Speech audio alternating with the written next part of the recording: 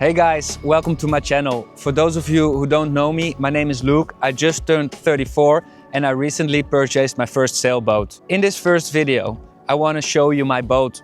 Now, because it's my first video ever, I might forget something. So if you have any questions or comments after seeing this video, please feel free to leave a comment in the comment section and I will answer your question or I will reply to your comment. In the future, I will show you videos about boat projects, things that I want to redo to the boat, and then in the future about all the travel and the adventures that I will have with the boat. If you are curious about those adventures, then, and I've always wanted to say this, smash that like button, hit subscribe, ring the notification bell so that you will be notified when I upload a new video, and then come along with me on this journey.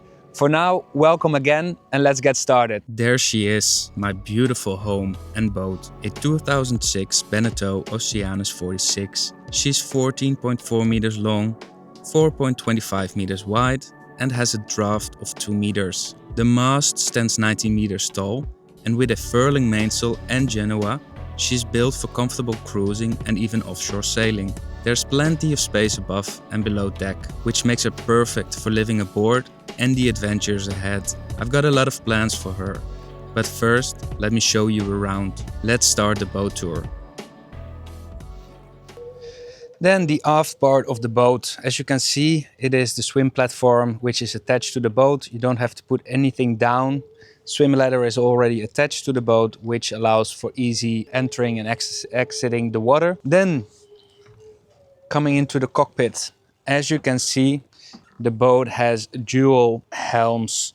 So that means that for the helmsman, helmswoman, she or he can be in a comfortable position any way that you want. Then over here, the chart plotter, it's on a swivel, which allows for easy reading while navigating and while behind the helm.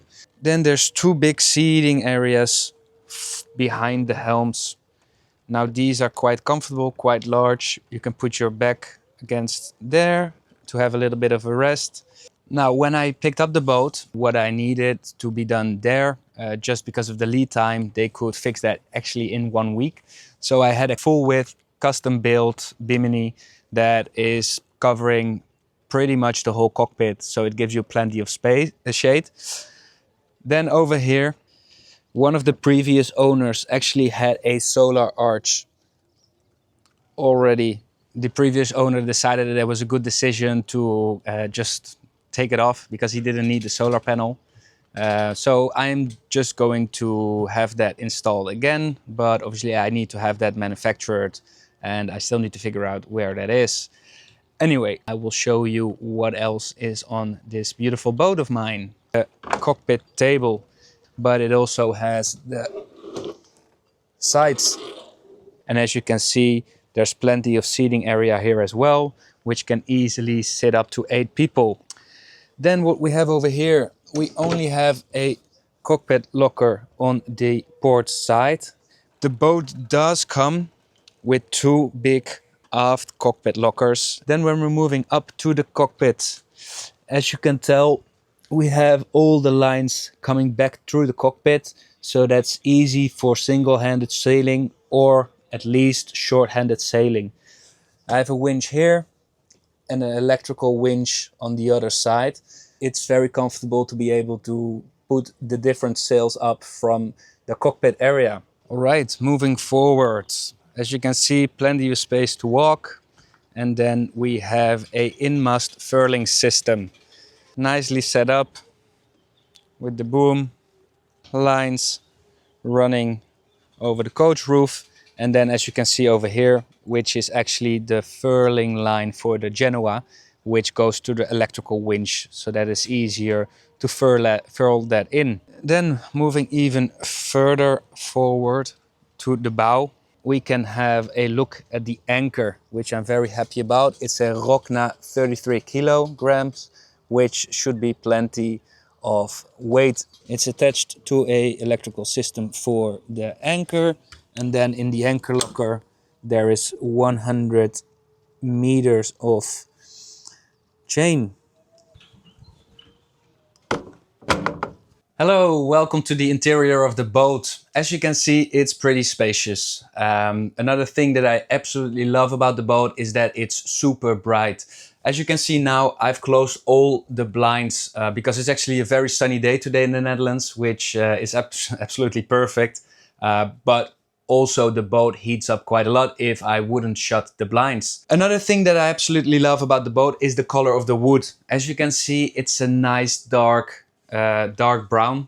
I think it has a very luxurious feel to it, and typically the boats that are built nowadays are a little bit, in my opinion, it uses that light IKEA wood kind of feel, which in my opinion, but obviously everybody has their own taste, it gives it a little bit more of a cheap kind of look.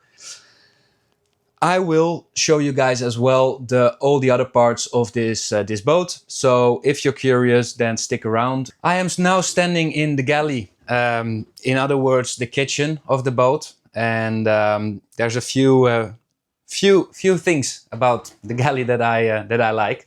First thing that caught my eye when I was viewing the boat is that the sinks are over here. That leaves a lot of countertop. A lot of the other boats that I've seen, they have the galley on either port or starboard. I believe it's always pretty much port side. And that also leaves for less room for seating. I have a microwave, obviously plenty of cabinets and storage. And then as well, there is 2 fridge units in the boat.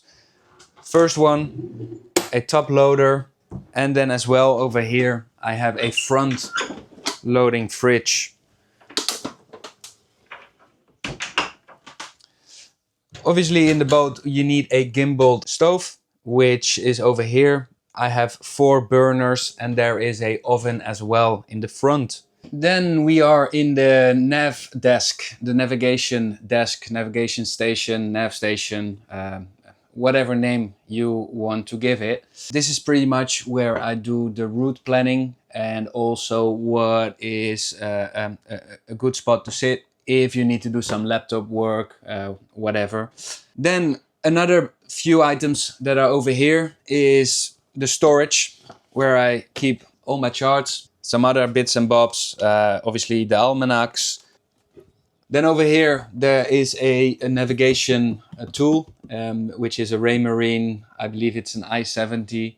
It tells me the wind speed, the depth, the speed, the course. It's also a barometer, etc.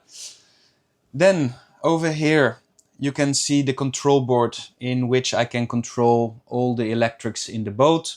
This is for DC, this is for AC, and it allows me to switch on the lights, switch on the navigation equipment, switch on the water pressure. I can read the batteries, how much water I have in my tanks. I have 2 water tanks, one in the front of the boat and one in the back of the boat. Accumulated, I believe they are 550 liters of water. And then I can read how much fuel I have, and the fuel, don't pinpoint me on it, but I believe it's about 230 liters.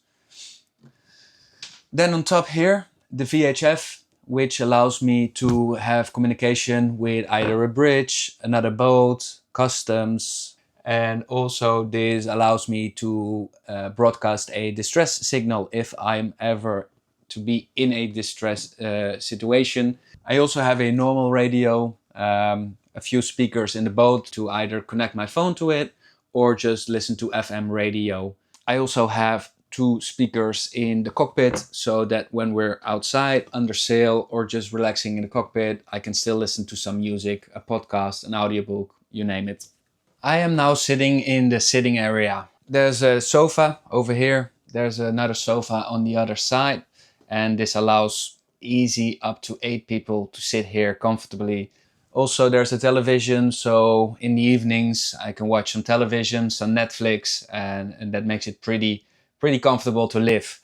The table, it does turn as well, so that we can even make it bigger than what it is. And then it flips over like this. under this sofa there is ample storage space as well, except for this part, because that's where the water heater is. And I believe that's a 40-liter water heater. Both heats with the engine and also heats electrical. As far as the electricity goes, at the moment I have 3 AGM lead acid batteries, which I will change into lithium power bank. Here, as well as the rest of the boat, I can stand everywhere, which is a big benefit for me as well. I'm not the tallest in the Netherlands. I'm just average. I'm 184 centimeters or 184 centimeters, and I believe that is like 6 foot.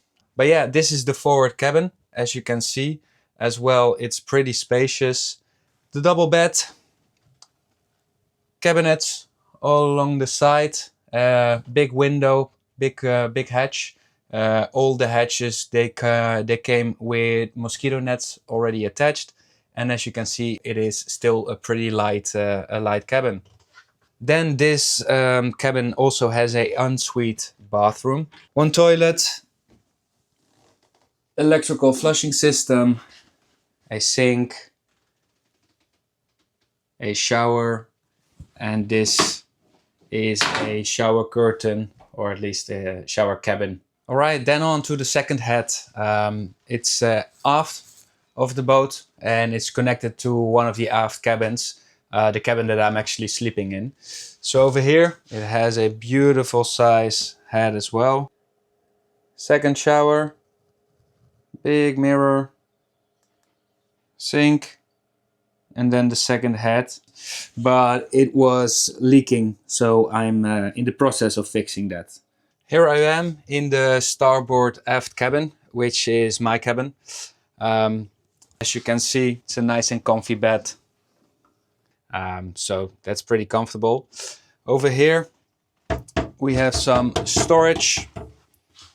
Then further down over there, all the way to the bottom, another mirror, access to the engine, and over here I installed a screen so that I can watch Netflix in bed. Then onto the final cabin. Now don't mind the mess. This is kind of my storage unit at the moment. So there's plenty of mess. I will just give you a quick glance. It is a similar cabin to the starboard cabin. The only difference here is that the cockpit locker is on the port side. Hence, it's a little bit lower, but the bed is a equal size as the other one. And last but not least, from the inside of the boat is the engine compartment. It's over here underneath the companionway. Yeah, let's open the hatch and then see it. It's a Yanmar 75 horsepower turbo engine. As you can see, it's quite a unit. I actually think it looks pretty well, and it hasn't disappointed me so far. So hopefully it will, fingers crossed, continue to work in the future. Obviously, always the engine is in a difficult accessible part, but I can access the engine room from the back, from the sides, and from the front. And I believe it has a cruising speed of around 7 knots. And that's it, the full tour of my floating home. It's far from perfect, but it's mine. And it's the beginning of some big adventures. There are a lot of projects ahead and even more plans. And I'd love to take you along for the ride.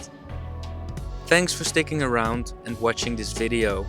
See you in the next one, where I'll share the story behind our new name.